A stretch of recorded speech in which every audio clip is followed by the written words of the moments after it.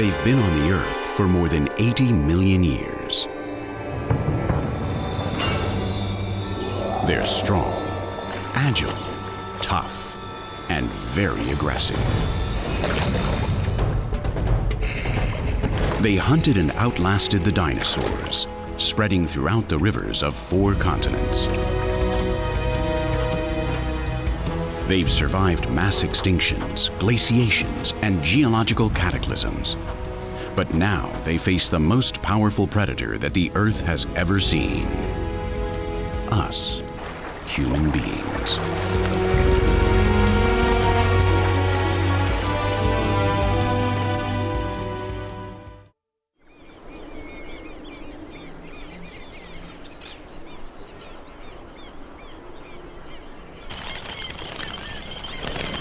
The rainy season has just come to an end on the plains called Los Llanos in Venezuela. With water all over the place, life is reborn in this muddy landscape.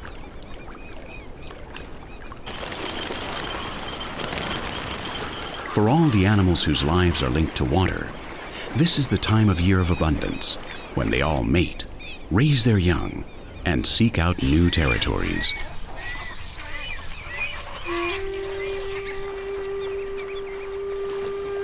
It's the beginning of the greatest adventure for this young speckled caiman. She has left her small summer pool and is looking for new waters where she can get food and a mate. And it looks like she's found them.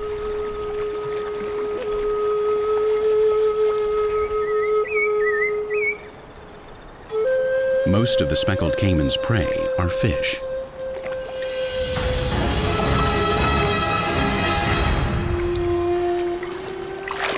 But following the heavy rains, the flooded area of Los Llanos brings larger and more nutritious prey within her reach, as long as she is big enough and strong enough to catch them. And this is going to make things much easier for our first protagonist, because her companions are less aggressive when they're well fed. All caimans, alligators, and crocodiles are territorial. This caiman is guarding his pool and chases off the smaller males.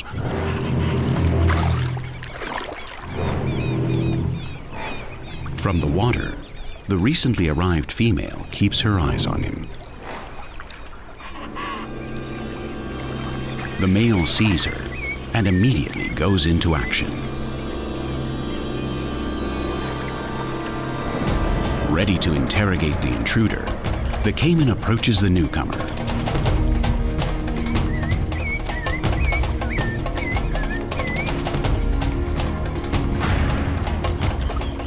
All of the crocodilians have complex social orders. To communicate among themselves, they have developed a very complete language system using both sight and sound.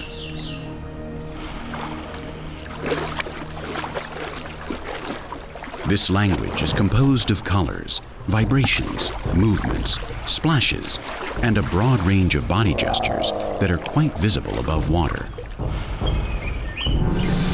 When 2 crocodilians cross paths, the positions of their heads and tails couldn't be more eloquent. Raised visible tails communicate a very clear message. The owner of the larger tail with bigger scales holds the higher rank. And if the message isn't clear enough, then there's an even more expeditious method.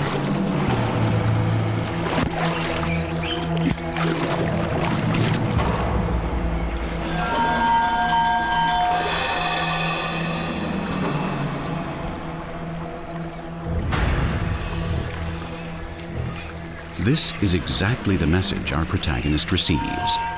The male's dark color and raised tail indicate that she had better obey the boss of the pool or be prepared to fight.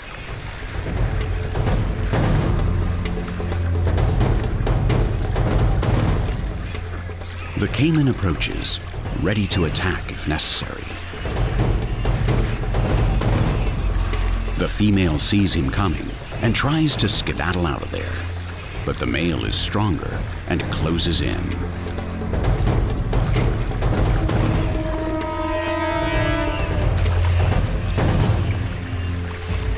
But while the male thought he was chasing off a rival, he actually finds a young female, and his aggressiveness disappears. Our protagonist already has a new pool, but the calm is short-lived. For the caimans of Los Llanos, it won't be long before trouble appears. Sunrise rouses the northern coast of Australia.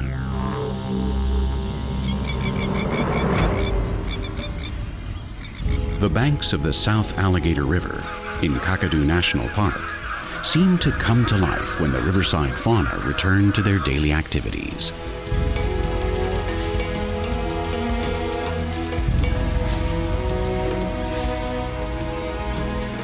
Everything seems to fit into the routine seen every morning, but today there is a new observer on the river.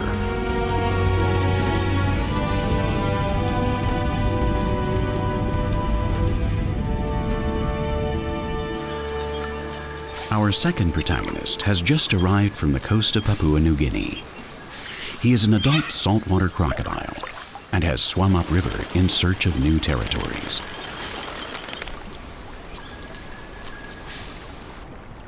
Calmly, like an old drifting tree trunk, he swims upstream, scrutinizing the banks. He wants to see if the place offers enough food and safety to stay here. The challenge doesn't scare him, not even when he meets other crocodiles.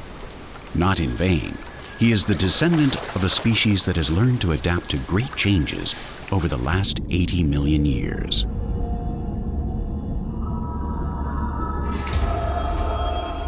The first crocodilians that could be classified among today's crocodiles appeared in a world populated by dinosaurs 80 million years ago.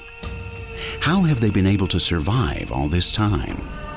What were their evolutionary successes?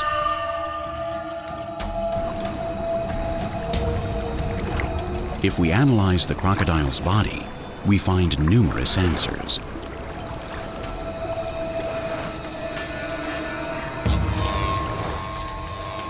The first crocodilians lived on land and were reminiscent of the large monitor lizards of today.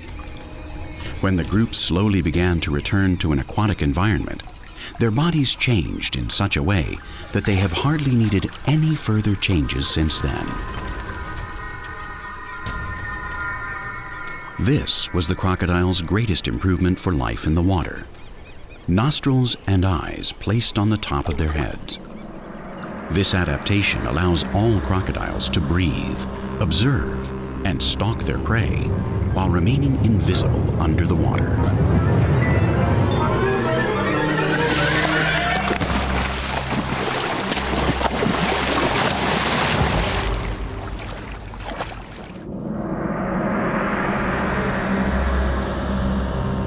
Their bodies also became covered with plates that insulate and protect them, making the crocodiles real armored dragons.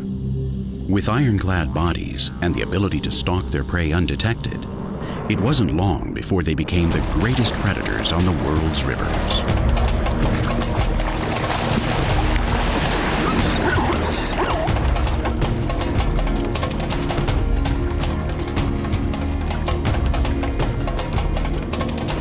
This made it possible for the crocodilians to spread throughout most of the world, diversifying into numerous species, from the little dwarf crocodiles of West Africa to the giant saltwater crocodiles, which can reach lengths of about 8 meters or 26 feet and can weigh a ton, literally.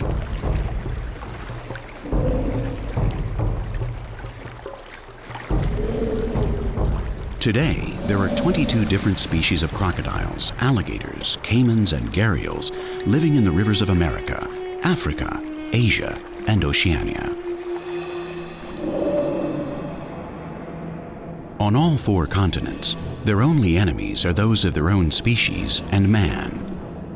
And our saltwater crocodile is going to meet up with both.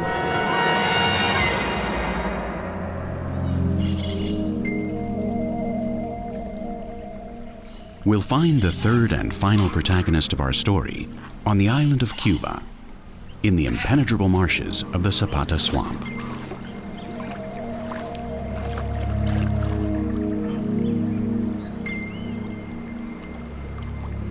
It's a Cuban crocodile, the crocodile with the smallest range on the planet and the largest animal indigenous to the island.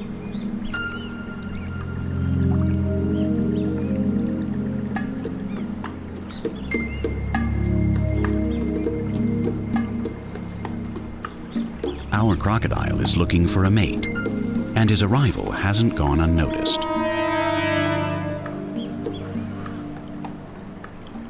There are lots of females in the pool, and also an enormous dominant male who is resting while showing off the attributes that have made him the king of the slough. As long as he's asleep, there's no problem.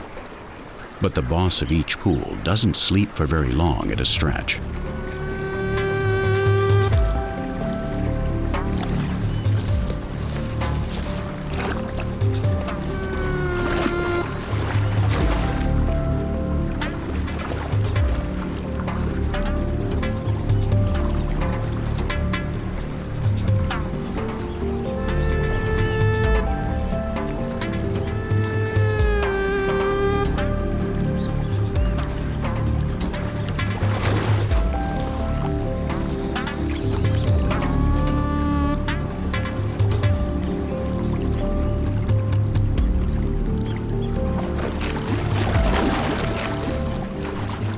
Our crocodile decides to hit the road.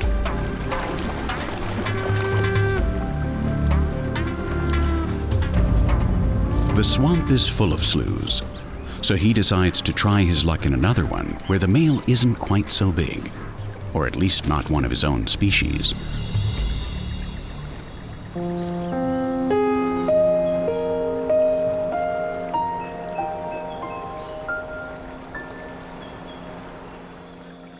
In the mangrove swamps and other swamps on the island, the Cuban crocodile shares its territory with another crocodile species that is much less threatened and has a much larger range, the American crocodile. Larger and less aggressive than the Cuban croc, the American crocodile prefers the peace and quiet of the mangrove swamps. Lifting themselves up with their legs allows crocodiles to move over just about any type of surface. And that's only one of the ways they get about. Crocodiles have 3 ways to move on land. In muddy areas where their weight would sink their feet into the muck, they crawl on their bellies.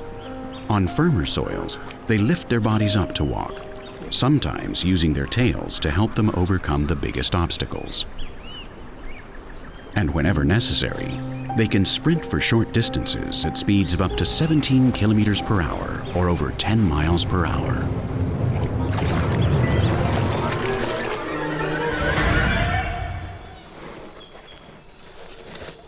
American crocodiles rarely share the waters with their cousins, the Cuban crocodiles.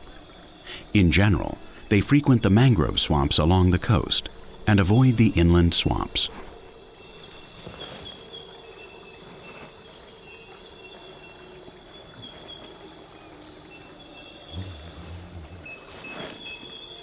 This one is looking for a slough with healthy, clear waters to take up residence.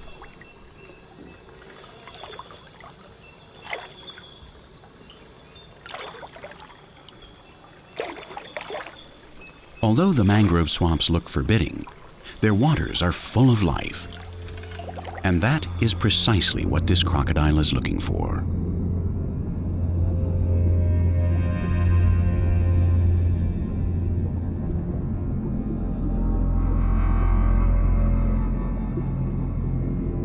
Here, protected under the cover of the waters, he only has to wait for one of the fish that make up his diet to confuse him with a floating log and swim too close.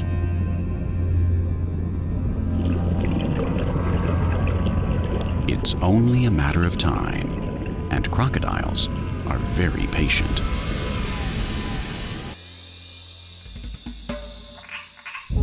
As night falls, our Cuban crocodile keeps looking for a pool to live in. Long ago, ground sloths lived in Cuba, and the Cuban crocodiles specialized in hunting them. That's why they became the nimblest crocodiles on land. Their powerful rear legs, which are long and only slightly webbed, are vestiges of their past as predators on land. When the ground sloths disappeared, the Cuban crocodiles returned to the water, where they feed on fish and turtles today.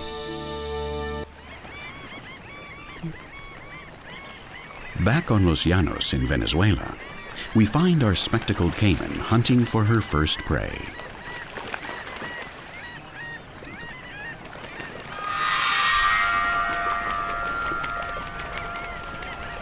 There are lots of birds near the swampy areas, but they are either too big or too hard to catch.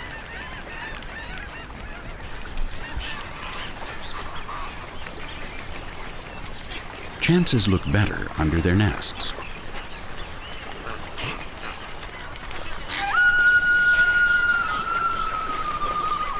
Every once in a while, one of the wood stork chicks decides to leave the nest and exercise its muscles. And it's not unusual for one of them to fall into the water. There are also lots of capybaras, the planet's largest rodents.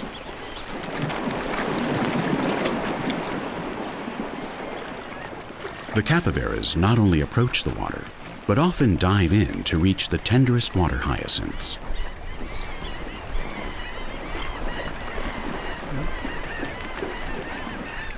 Their feet are adapted to life in swampy areas. They have webbing between their toes that helps them to walk on the water hyacinths and to swim in open water.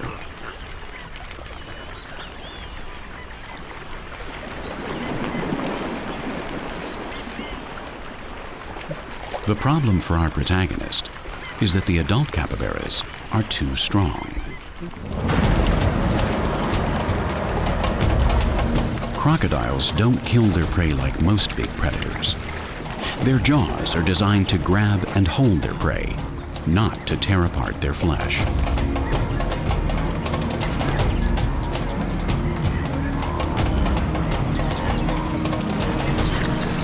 When a crocodile catches its prey, it tries to drag it into the water.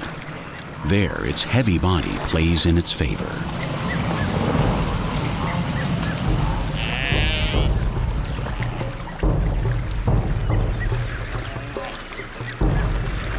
It only has to sink under the surface and drown its prey.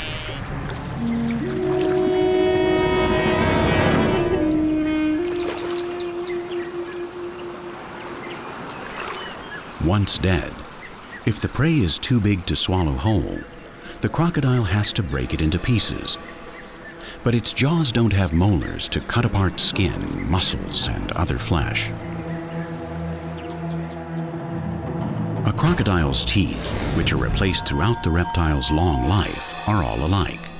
They're conical, made for holding, not cutting. So to break their prey into pieces, crocodiles adopted another method, the so-called death roll.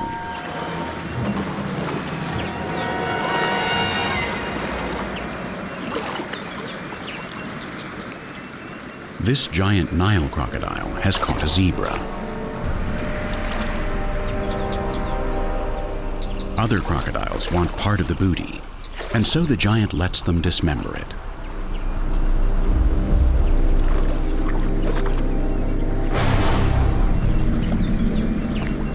Their spinning bodies rip off large parts of the corpse. When the resulting piece is of an acceptable size, the giant shoos away the rest with a subtle movement and swallows the zebra's head, neck, and chest in one bite.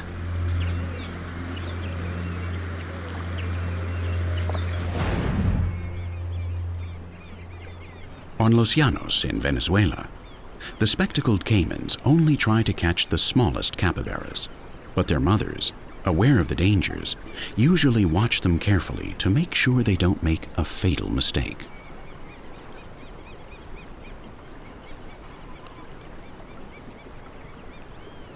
The mother's flight saves her young.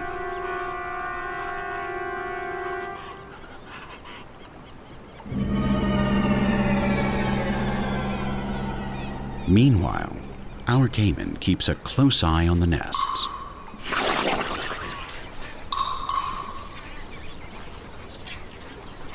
She's found the skin of an old corpse and swallows it, although it doesn't do much to quell the hunger she's feeling after days without any food.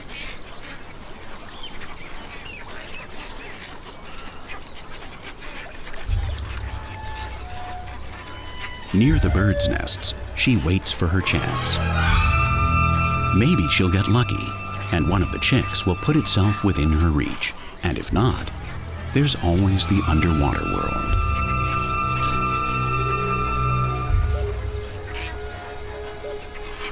An infinite number of fish live under the floating tapestry of the water hyacinths. The largest of them are, like our caiman, fearsome hunters. Piranhas, the best organized hunters on Los Llanos.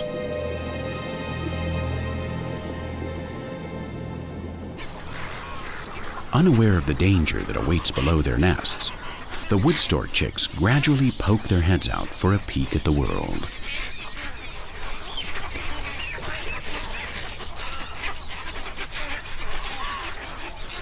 In a few days, they will have feathers, and in a few weeks, they'll be able to fly. But to be able to fly, they have to exercise their muscles, and that is precisely the moment the predators are waiting for. A chick falls in the water. In a matter of seconds, the piranhas devour it.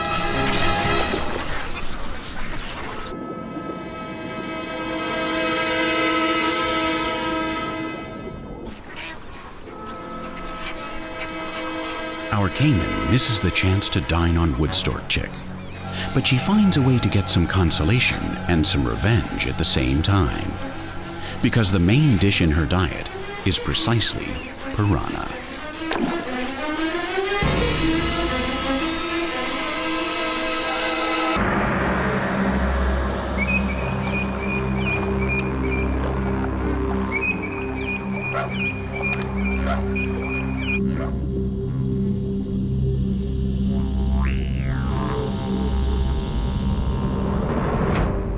Back in Australia, our saltwater crocodile has found a place that has everything he's looking for.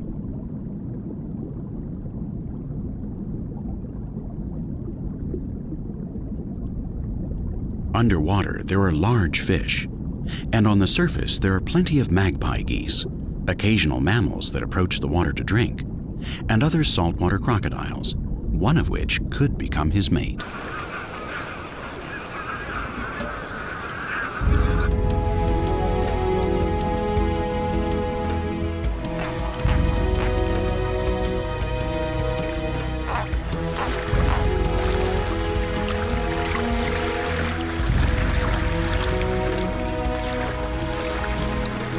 Its size protects it from the other males of its species, but that doesn't mean he's safe.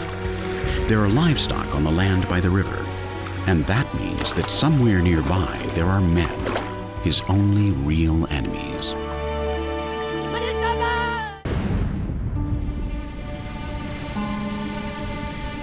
But no one will attack our powerful saltwater crocodile.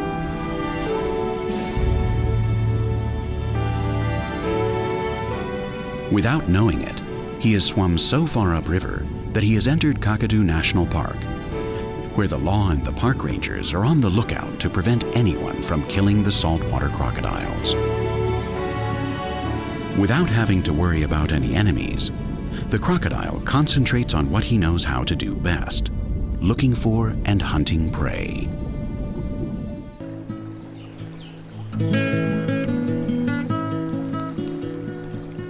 In the Zapata Swamp, our Cuban crocodile has finally found a pool where the biggest males are no larger than he is.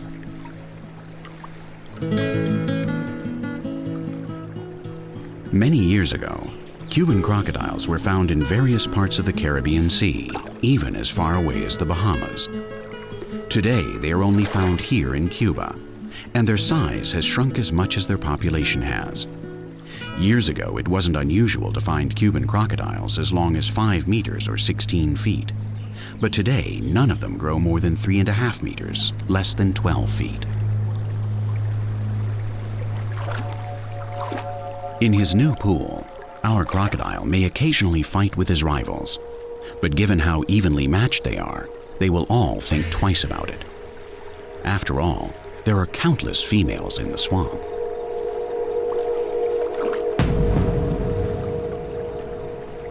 His first attempts to approach a female aren't met with the desired results.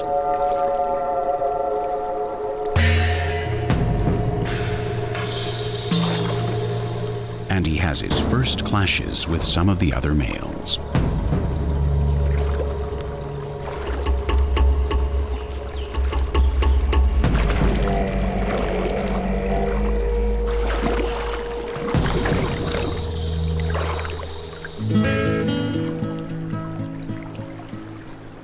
But finally, the new Don Juan finds a female that seems receptive and that no other male is courting.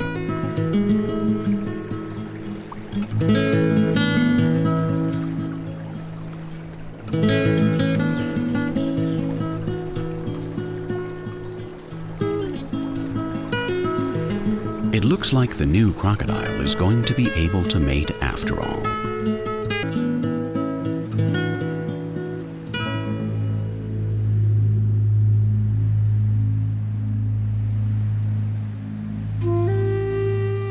Meanwhile, on Los Llanos in Venezuela, the season of scarcity has arrived. The dry season marks a period of shortages and death. The water gradually disappears, and with it, the sources of food and other resources.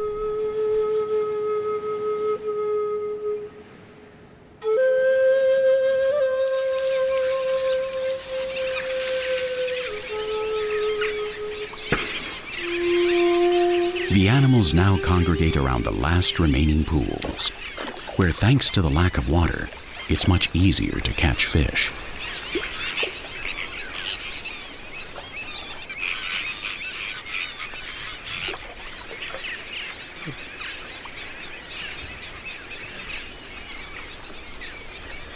It's a real banquet, just before the food supply suddenly disappears.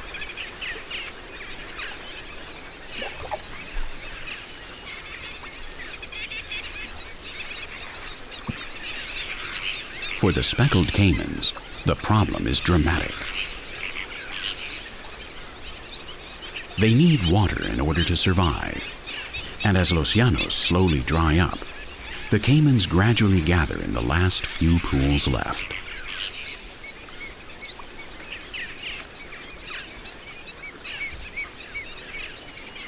Our protagonist watches as the number of caimans in her new pool grows.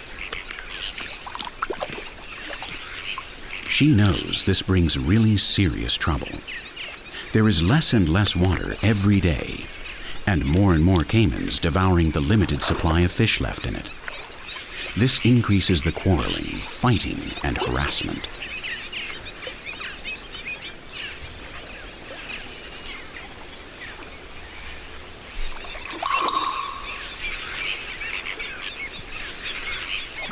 But that's not the worst of it. If the water or fish run out before the rains come, she'll have no choice but to look for another pool again. And that's almost like going out in search of the Grim Reaper. During the dry season, death spreads throughout Los Llanos, making no distinction between the species.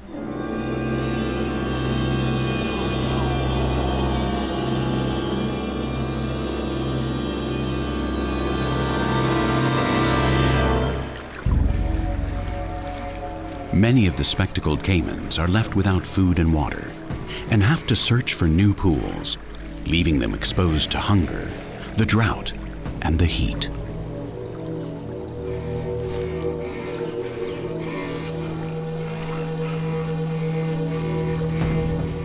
Hunger is the least of their problems.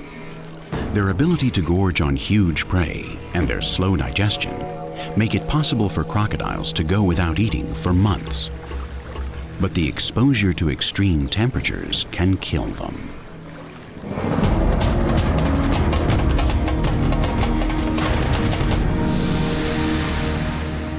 Like all reptiles, crocodiles regulate their temperature, and therefore their metabolism, according to the ambient temperature around them. When it's too hot, they open their enormous mouths to cool off, as if they were panting. And if the heat persists or increases, they just submerge themselves in the water. During the night, if the cold begins to slow down their metabolism, once again they usually slide into the water, because shallow water maintains the heat it has absorbed during the day.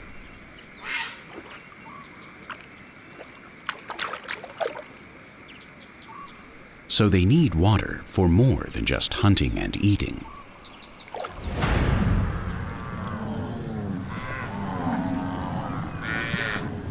New visitors arrive at our caiman's pool.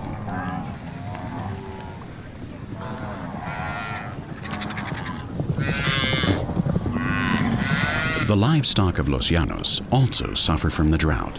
There's little shade, hardly any water, and scarce pasture.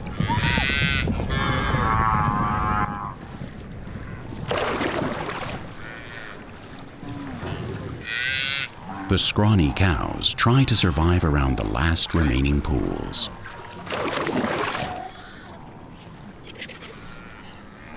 The caimans don't see them as prey, but some of them die near the water, and others make the most of that gift.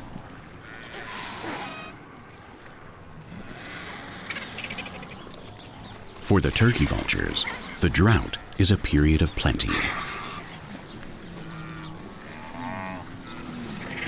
Trying to survive the summer, our protagonist watches the water level recede day by day.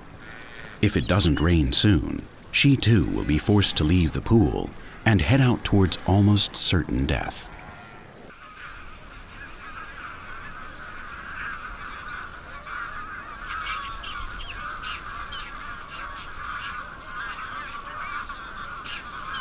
Returning to Australia, we find our saltwater crocodile stalking possible prey. Early in the morning, it's common to see wallabies approach the water to drink and eat the tempting grass on the riverbank. They're not very big, but like all mammals, they're a very nutritious kind of prey that crocodiles rarely come across. He finally spots a quarry.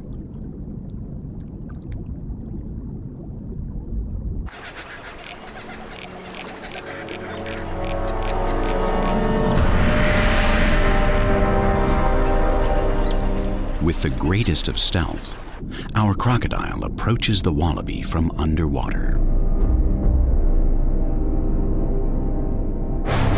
He comes closer and closer, but suddenly, something stops him in his tracks.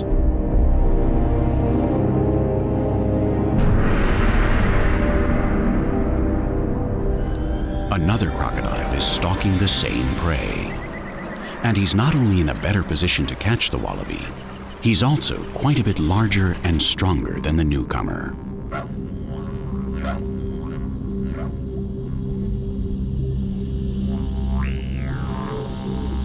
The little wallaby doesn't realize that death is lurking so close by under the water.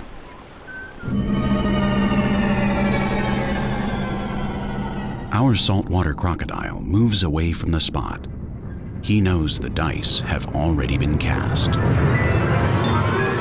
The enormous crocodile has caught the wallaby.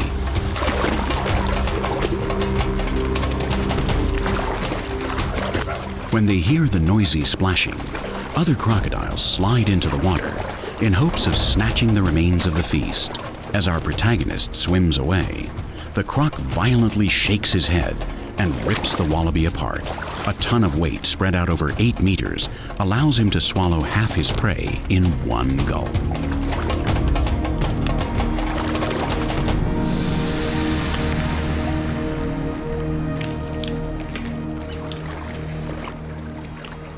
Faced with such competition, there's little our crocodile can do.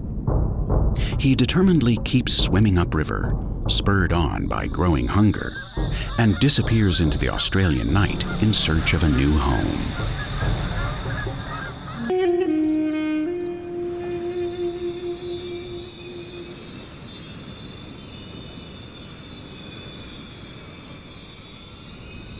Back in Los Llanos, the last pools start to disappear.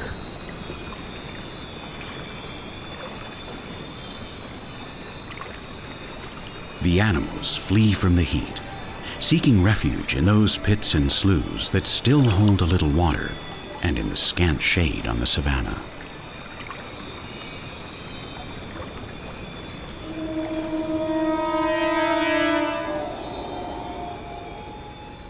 The corpses pile up everywhere. For the carrion eaters, this is a time of prosperity.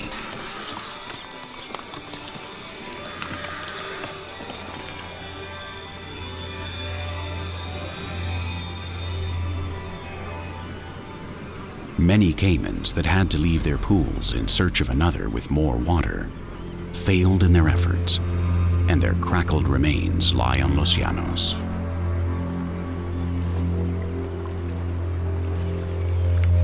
Our caiman is in one of the few pools that still has water, near a small stand of trees. The fish jump constantly because of the lack of oxygen in the water, and the number of caimans and turtles concentrated in such a small pool is overwhelming.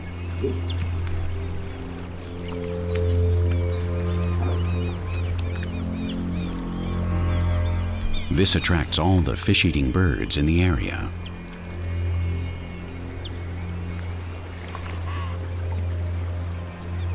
Curiously, they're the only ones fishing.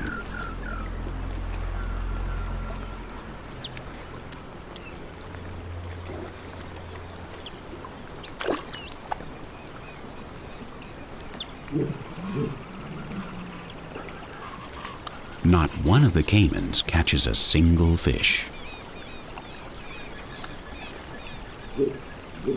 The situation is so desperate that all the animals seem paralyzed with anxiety. If it doesn't rain very soon, none of them will leave the pool alive.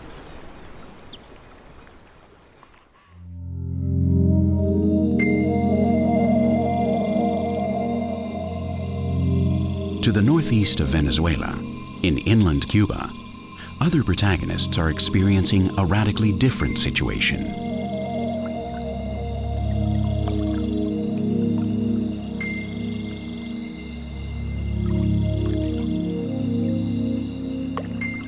Our Cuban crocodile has finally found a partner and is doing everything he can to mate.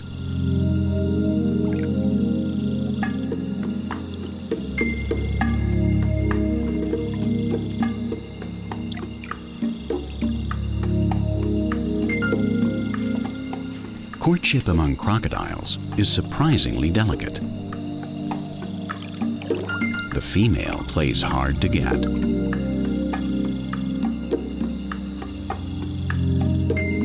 The male has to approach her slowly and win her over with a great display of gestures, movements, and vibrations.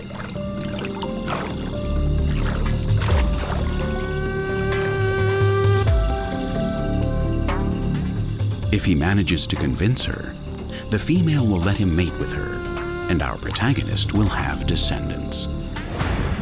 All crocodiles begin raising their young by making nests on the riverbank. The female lays between 20 and 80 eggs that she buries in a nest made of sand and vegetation. The heat and the decaying plant material incubate the eggs, while the temperature of the nest determines the offspring's gender.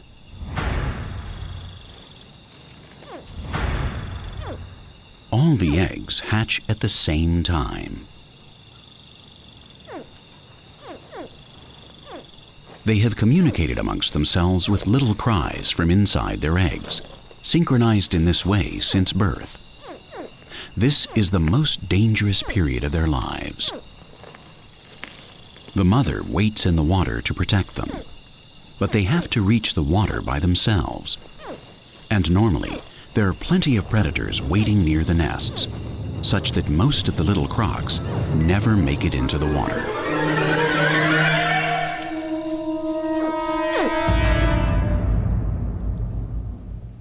Given the extremely low percentage of newborn crocodiles to survive leaving the nest,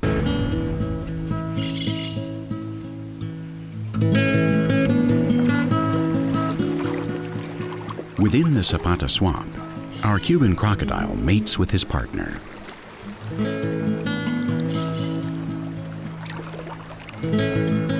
His offspring won't get a boost from an incubator, and many of them will die shortly after hatching. But as long as a few of them survive, there is hope for the future of this unique, aggressive, and rare species, which was once found throughout the Caribbean, and which today lives only in the shadowy protection of Cuba's swamps.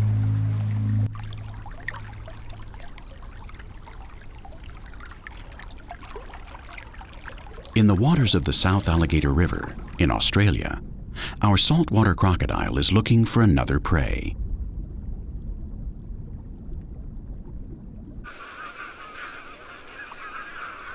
He finds an easy meal when he comes across a flock of magpie geese feeding in a flooded area.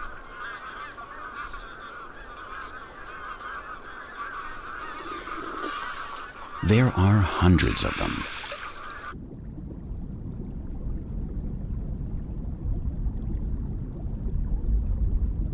With only his eyes above water, the crocodile observes the birds.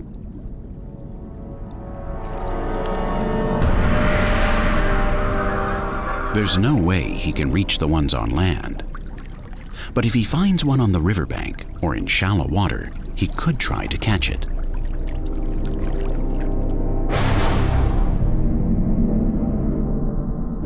He decides to noiselessly move a little closer. With his body underwater, he's invisible, and his slow movements don't even make a ripple on the surface of the water.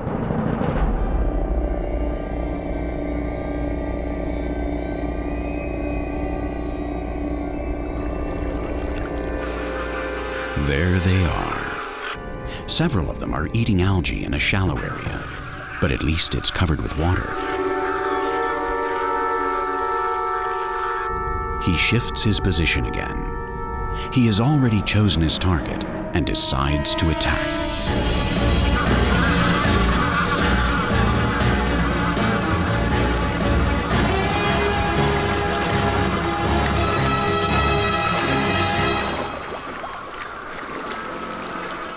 With nothing big enough to threaten him, with no human hunters and plenty of food, our saltwater crocodile has found what he was looking for in this corner of the South Alligator River.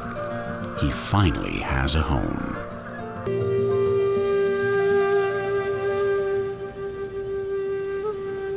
In Venezuela, Los Llanos are in the throes of death under the blazing sun.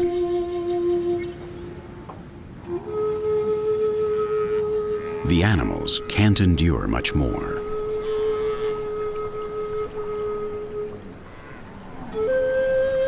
In the last few remaining pools, there are no longer any fish. The caimans can barely move. Our caiman endures the heat as best as she can. Many of her companions have left the pool, and a few are still using the last of their strength to attempt the impossible.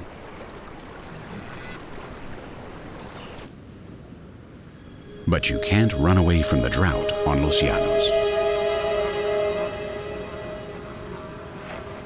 Where there once were pools, now the ground is dry and cracked.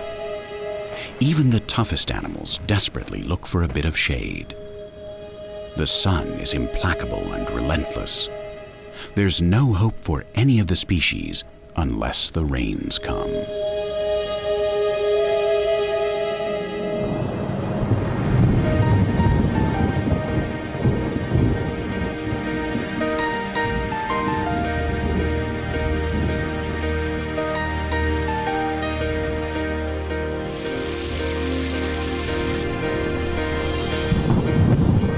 When the first rains fall, Los Llanos change from one day to the next. Life bounces back with renewed energy. It's the miracle of the Venezuelan savanna and the end of our spectacled caiman's suffering.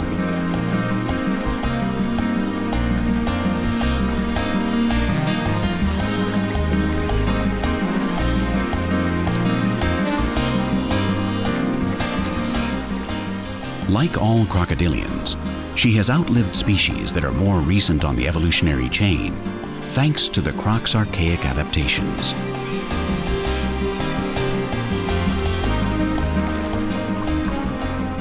The drought on Los Llanos is one more test she has overcome. A test that theoretically better prepared animals haven't managed to pass. This should come as no surprise. She is, after all, the descendant of a long lineage that has survived more than 80 million years on the planet. A winning lineage, the lineage of the last dragons.